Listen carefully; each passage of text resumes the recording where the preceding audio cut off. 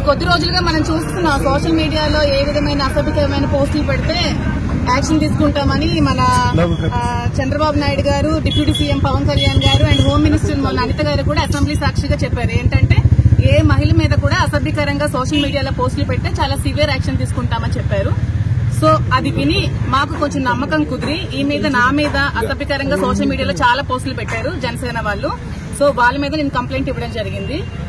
MLC Duvvada Srinivas గారి మీద గత కొద్ది ఎలక్షన్ ఓడిపోయిన తర్వాత 4-5 నెలల నుంచి కూడా తీవ్రమైన థ్రెటనింగ్ కాల్స్ వస్తున్నాయి. చంపేస్తాం, బెదిరించేస్తామని, మీ ఇంటికి వచ్చి మీ ఇంటి మీద పెట్రోల్ పోస్తామని, మీ మీద యాసిడ్ పోస్తామని చాలా దారుణంగా ట్రోల్స్ చేసి కంప్లైంట్స్ రైజ్ చేసి సోషల్ మీడియాలో పోస్ట్ చేసి కాల్ చేసి బెదిరిస్తున్నారు. వాటి మీద కూడా మన ఎమ్మెల్సీ గారు ఇదివరకే స్టేషన్ కు వచ్చి కంప్లైంట్ ఇవ్వడం జరిగింది. కానీ దాని మీద ఏ విధమైన యాక్షన్ తీసుకోలేదు.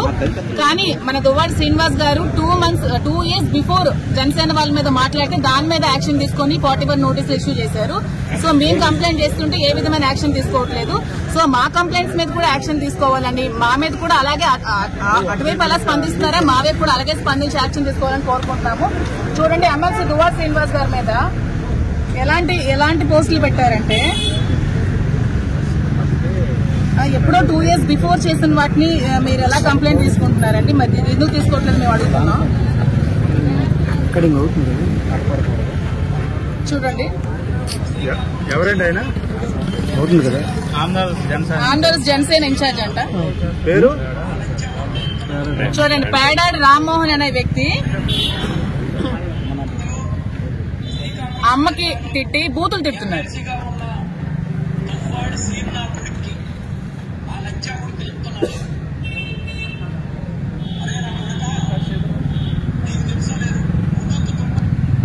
ఇవి కనిపించట్లేదా? వీళ్ళేమని తిట్టారండి జనసేన నాయకులని చెప్పుకొని? ఒక ఎమ్మెల్సీగా ఉన్న వ్యక్తికి ఇలాగే తిడతారా? మరి వీళ్ళ మీద ఏ యాక్షన్ తీసుకోరా? మేము కంప్లైంట్ ఇస్తే ఎందుకు యాక్షన్ తీసుకోవట్లేదు మేము అడుగుతున్నాం.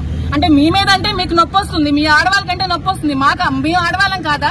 మాకంటే మాకు పెయిన్ ఉండదా? మా మీద ఎందుకు మీరు కంప్లైంట్స్ తీసుకోవట్లేదు? మా మీద ఉన్న వాళ్ళకి మీరు ఎందుకు యాక్షన్ తీసుకోవట్లేదు?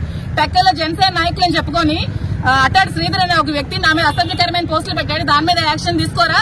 అట్టాడు శ్రీధర్, ఇంకెవరో ఈ శ్రావణ్ అనే అబ్బాయి ఈ సీ న్యూస్ అని చెప్పి ఒక యూట్యూబ్ ఛానల్ పెట్టుకుని మహిళల మీద అసభ్యకరంగా పోస్టులు పెట్టిస్తున్నాడు. మరి ఇలాంటి వ్యక్తుల మీద యూట్యూబ్ ఛానల్స్ మీద యాక్షన్ తీసుకోరా?